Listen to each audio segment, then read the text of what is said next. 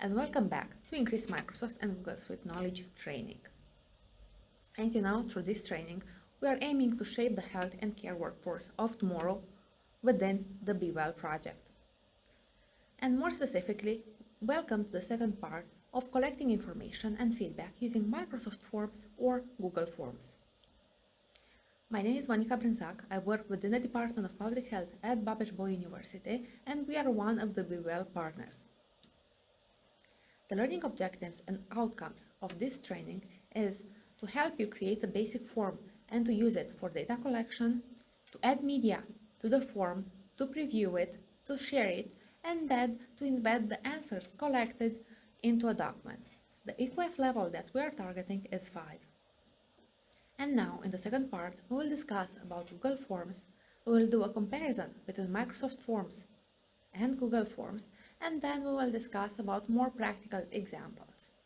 And additionally to that, we will have a moment of reflection and we will do a quick recap. Now, let's start working in Google Forms. If in the first part we work directly in Microsoft Forms, now we will work directly in Google Forms. And how we will do that? Well, we'll go once again in Google. And now we will type in Google Forms. And we will go to the first option. After we click the first option, we have the landing page of Google Forms. As in my case, I am not signed in, so in order to do that, you will have to click Sign In with your Google account. Perfect. Now that we are signed in, we can create a new form. If you want to use one of the templates, you can choose from these, but now we will create a blank new one. And now we have the blank new form. And as it was in Microsoft Forms, you can title it, add a description, and here you can add new questions. For adding new questions, you can directly add your question here and select what type of answers you want to receive. You can either have a short answer, which is only a few words, a paragraph, which it contains a larger amount of characters, multiple choice, in which people can select only one option, a checkbox in which they can select multiple options from the given answers, a drop-down list where they can upload their own document. You can either have a linear scale, a multiple choice grid, a checkbox grid, a date and time type of answer. For example, we will use the same example that we have used in the first part, and we will start with the health status of your patients. And we can title the form as patient health status, and we will ask the first question. For example, how would you assess? For example, one type of question that we can use in this type of form, it is, how would you assess your current health status?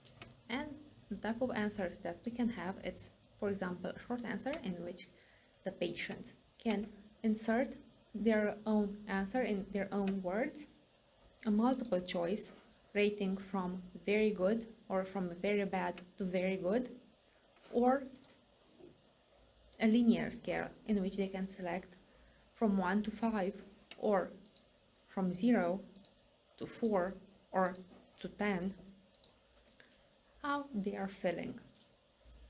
Now let's create a new form. We will just go back and click once again blank. We will entitle it patient feedback, and we will add questions that fit into that kind of category. For example, one type of question is, how would you rate Dr. Jones' performance during your appointment?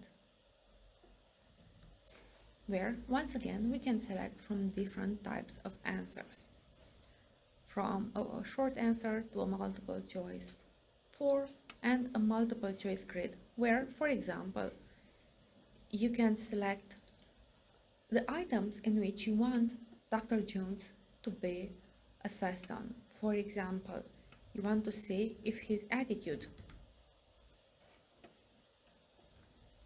was okay, or if he was professional,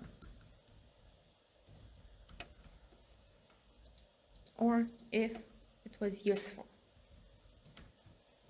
And on the column, you want to give the patients the options from which they can choose, and you can give them points from 1 to 5. And similarly to Microsoft Forms, we can add media. We can add media by clicking the picture icon here, and we can add images from our device. We can take pictures using the webcam, or we can add a link from a picture online.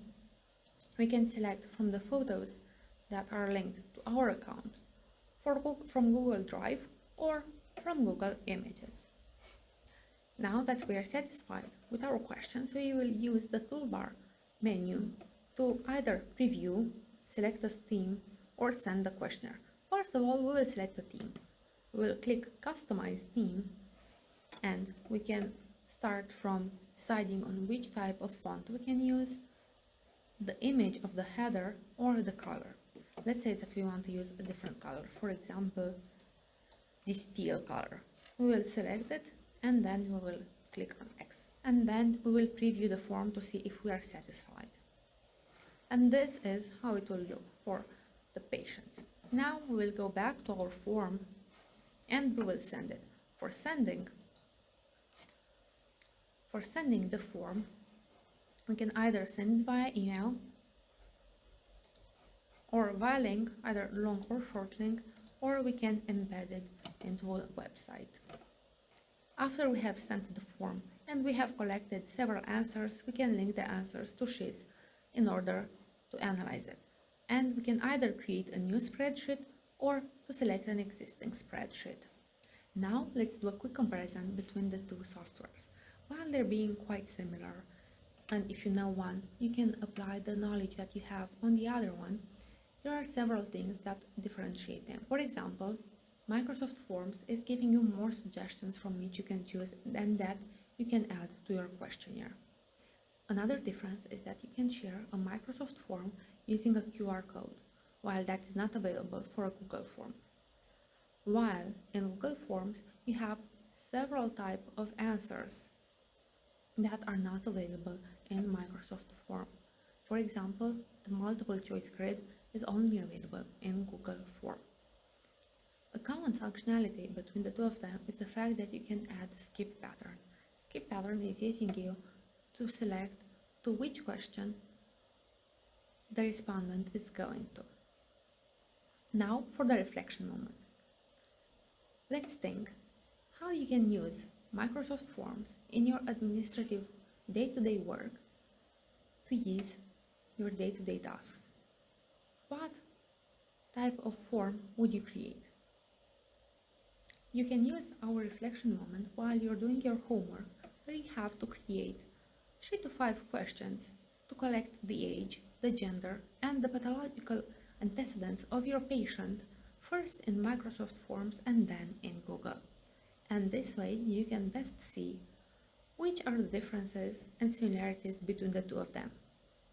Now let's recap what we've done today. We have created a basic form with different examples and applications, and we used it for collecting data. We have previewed the form, we have added media to it, shared it, and then embedded the answers to the form in a document. And now, time for the quiz. Thank you for tuning in, and we are looking forward to seeing you again in our next training.